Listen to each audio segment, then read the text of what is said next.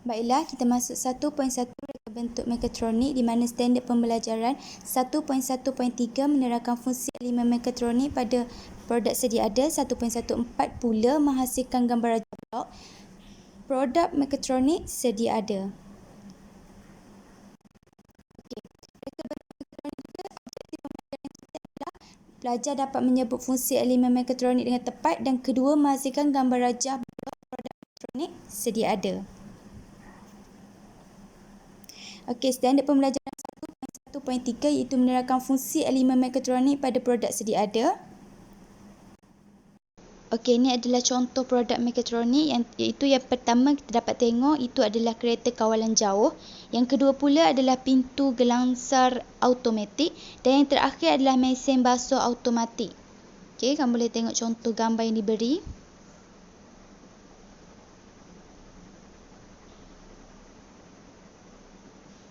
Okey, jadi setiap elemen yang digabungkan dalam produk mekatronik ini dia mempunyai fungsi yang tersendiri bagi memastikan produk dapat berfungsi dengan berkesan mengikut arahan yang telah diatur carakan.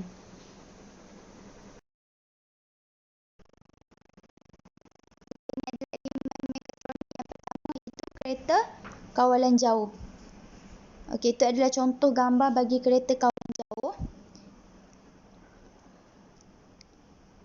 Okey, yang pertama kita akan dapat tengok ialah sistem mekanikal di mana gear berfungsi untuk mengurangkan atau meningkatkan hal laju dan menambah daya kilas torque bagi motor. Itu adalah contoh gear. Yang kedua pula adalah sistem elektronik di mana sistem ni untuk menerima dan menukarkan isyarat input dari alat kawalan jauh kepada isyarat elektrik bagi memacu motor AT. Itu adalah contoh bagi pemacu motor dan juga modul geganti. Elektrik itu sebagai sumber tenaga elektrik, kamu boleh tengok ada bateri motor AT, ada bateri alkali dan juga bateri kadmium nikel. Yang terakhir adalah sistem kawalan dan pengatur caraan, iaitu berfungsi untuk mengawal hal laju dan arah putaran motor AT dan juga terdiri daripada makro pengawal dan sistem kawalan yang diatur cara. Itu adalah contoh papan lipat elektronik makro pengawal ya. Kamu boleh tengok atau rujuk buku teks. Okey, seterusnya adalah pintu gelangsar automatik. Okey, cuba tengok, itu adalah contoh contoh pintu gelangsar automatik. Okey, di mana yang pertama adalah sistem mekanikal untuk berfungsi membuka dan menutup pintu. Gear pada motor memudahkan pergerakan, komponen terdiri daripada takal dan tali sawat. Itu adalah contoh contoh tali sawat dengan takal, komponen bagi mekanikal. Seterusnya adalah sistem elektronik di mana penderia gerakan mengesan sebarang pergerakan dan memberikan isyarat kepada sistem kawalan. Di mana ada dua iaitu litar pemacu motor dan juga penderia gerakan. Okey, yang ketiga pula adalah sistem elektrik di mana ia berfungsi untuk membekalkan tenaga elektrik pada keseluruhan sistem. Ia juga terdiri daripada motor AT dan pengubah transformer. Okey, itu adalah contoh gambar bagi motor AT dan juga pengubah. Dan yang terakhir adalah sistem kawalan dan pengatur caraan adalah berfungsi untuk memproses isyarat input dari penderia gerakan dan menghantar isyarat output kepada pemacu motor AT untuk membuka dan menutup pintu. Itu adalah contoh gambar bagi sistem kawalan bagi pintu gelangsar automatik. Seterusnya adalah mesin basuh automatik pula. Okey. Yang pertama adalah sistem mekanikal iaitu komponen mekanikal ialah takal, tali sawat, gear, drum dan galas berbola. Gabungan ini adalah untuk menghasilkan putaran pada drum ketika mencuci pakaian. Itu adalah contoh komponen mekanikal.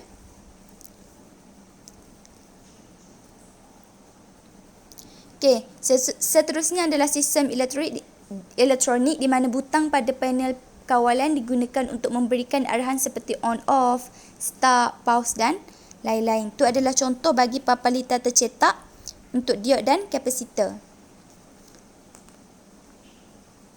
Okey, yang ketiga pula adalah sistem elektrik di mana ia membekalkan tenaga elektrik kepada sistem kawalan motor dan motor AU.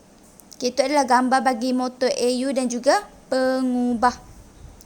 Dan yang terakhir pula adalah sistem kawalan dan pengatur caraan. Fungsi kawalan bergantung kepada pengaturcaraan yang direka dan tindakan kawalan yang dimasukkan pada panel kawalan. Okey, tengok contoh gambar. Itu adalah gambar bagi papan mikro pengawal. Okey, bagi standard pembelajaran yang kedua pula, iaitu menghasilkan gambar raja blok, produk mekatronik sedia ada.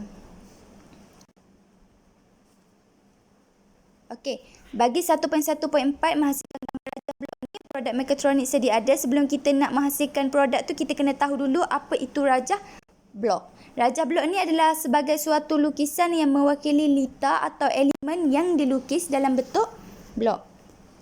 Okey, seterusnya pula adalah kita kena tahu apa itu kegunaan anak panah. Kegunaan anak panah dalam blok. Jadi kegunaan anak panah ni adalah untuk menunjukkan urutan blok dan dilabelkan mengikut fungsi, nama elemen atau lita yang terlibat.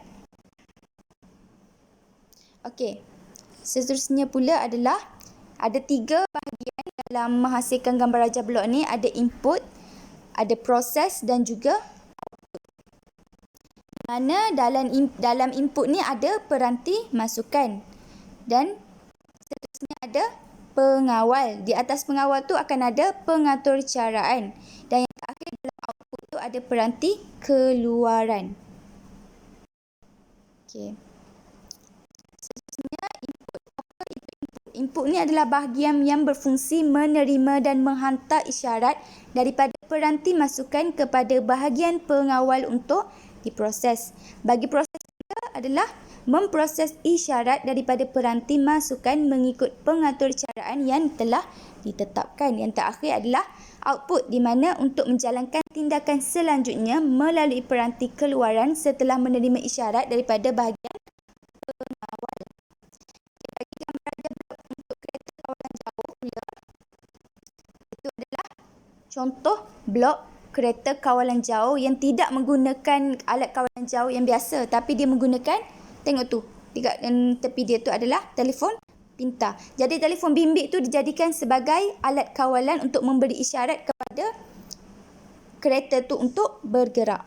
Okay, kita tengok input dia. Input dia adalah panel kawalan tanpa wayar. Telefon bimbit tu lah sebagai kawalan.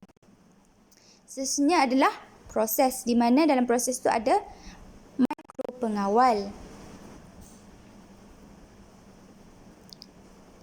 Yang ketiga pula, dalam output tu ada pemacu motor dan juga motor AT yang menyebabkan roda itu berputar, yang memberi isyarat kepada roda untuk berputar dan membuat kereta itu bergerak.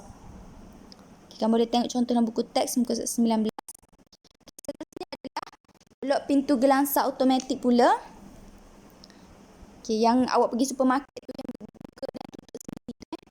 Okay, dalam tu kita tengok input dia. Input dia adalah penderia gerakan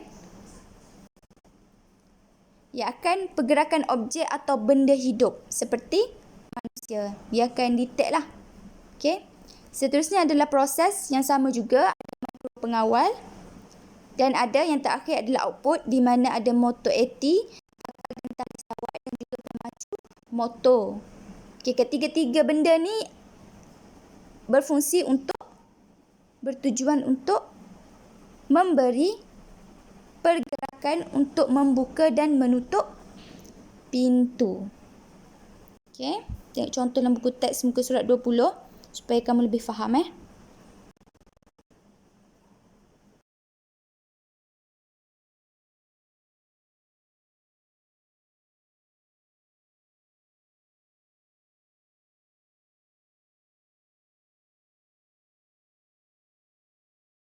Seterusnya adalah gambar raja bagi blok mesin basuh automatik, di mana ada input, proses dan juga output, di mana inputnya adalah mod pilihan dan juga penderia. Okey, dalam proses pula kita dapat tengok dia ada mikro pengawal sama dengan dua benda tadi, dan yang terakhir ada output, di mana dalam output tu ada